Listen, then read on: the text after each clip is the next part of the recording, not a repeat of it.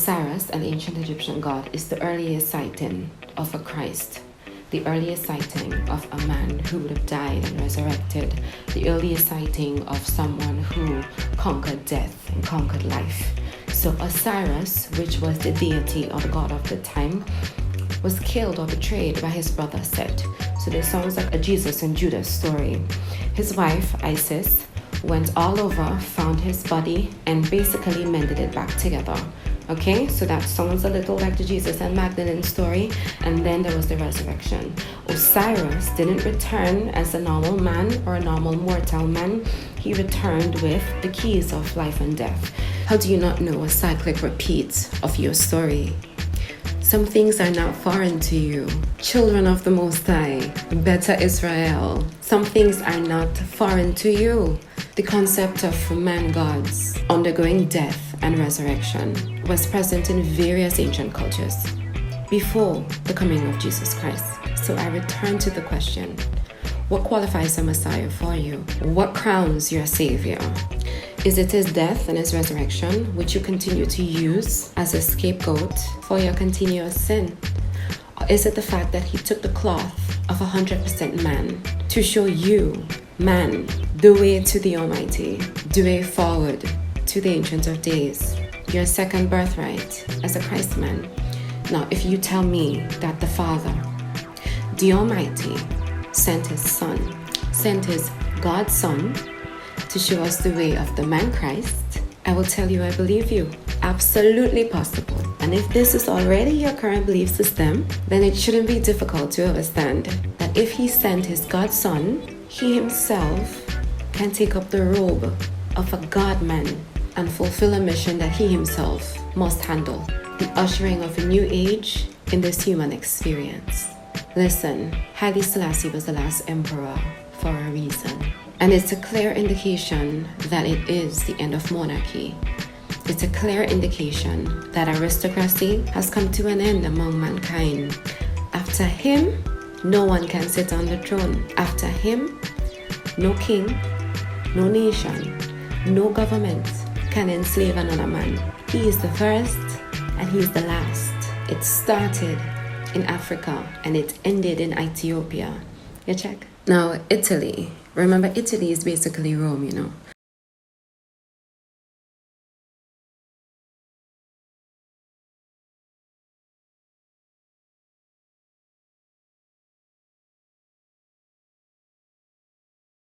The war between two ancient religious countries like Ethiopia and Rome are no mistake.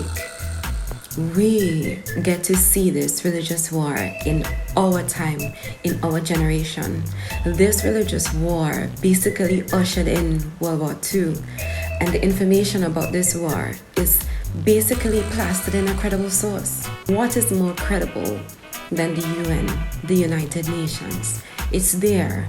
So you can go research it, you can go read it up, but don't be lazy with your spirituality.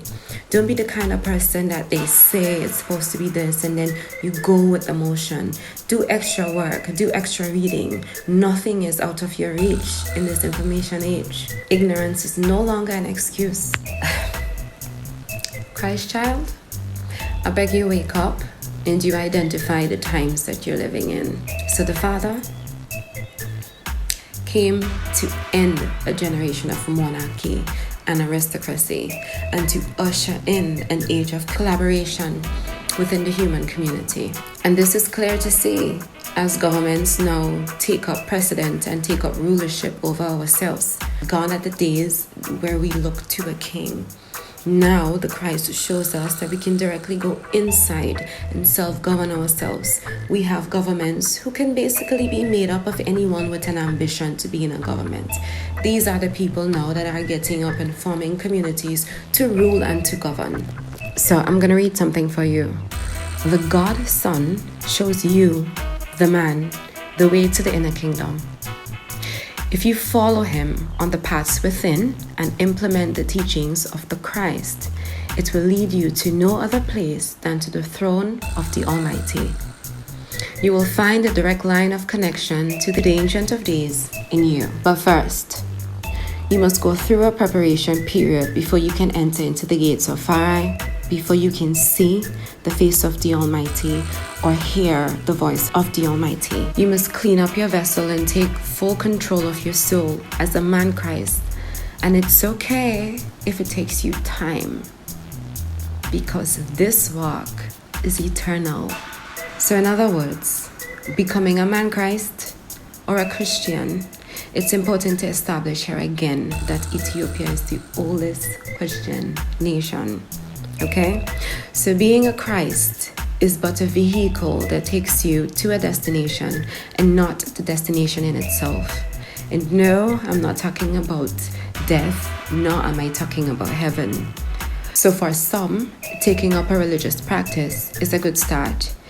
But this is a means to an end and not the end itself. Listen, stand boldly in my statement that no ghost or no virgin can make no bouncing baby boy. So just stop. And I know y'all gonna try to roast me in the comments. I understand that. But just stop. Okay, child? You're an intelligent person. I believe in you. You cannot tell me a ghost and a virgin can make a...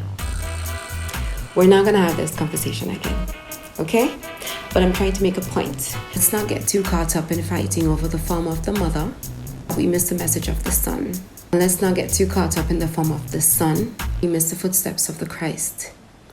And let's not get too caught up in the resurrection of the Christ that we miss the coming of the Father.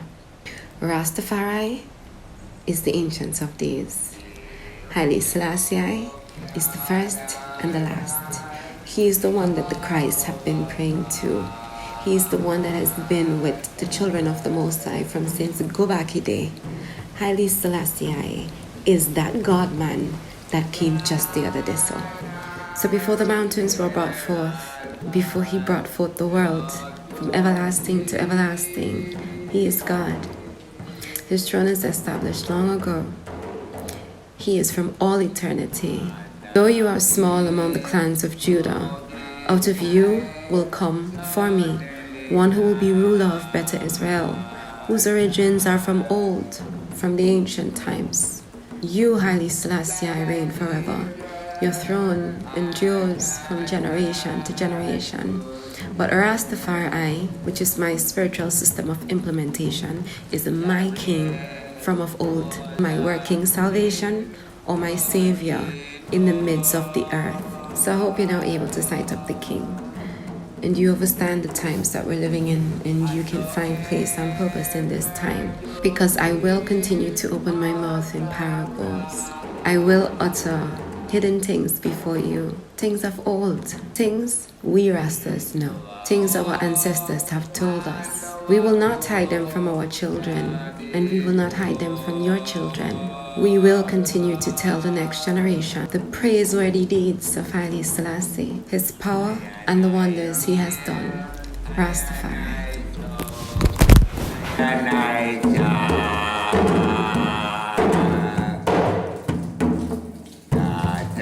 Yeah.